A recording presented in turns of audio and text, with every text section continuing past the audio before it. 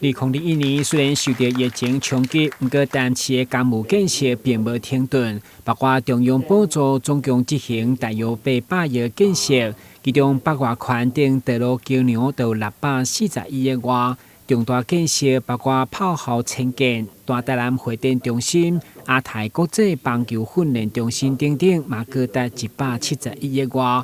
所争取的建设预算比去年拢有大幅度的增加，嘛交出42座奖项的成绩单。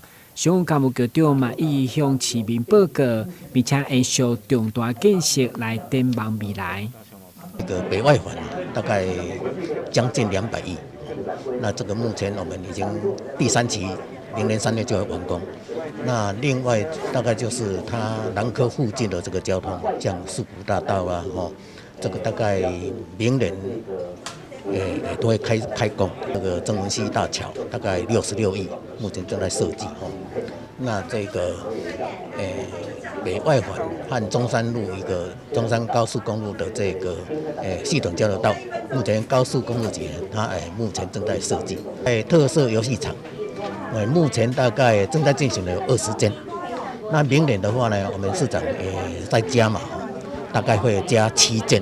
会展中心是已经完成了，但是我们的棒球村，我们明年会先完成这个承办的这个护球场，护球场也是可以打球的。那后年我们会把整个棒球村全部完成。干部局表示，明年将投入30亿，伫扩大生活圈道路养护费用嘛将加码1亿，并且延续今年14座大约9.6亿的特色公园以外，别个增加7座，继续打造优质幸福好徛起的社区。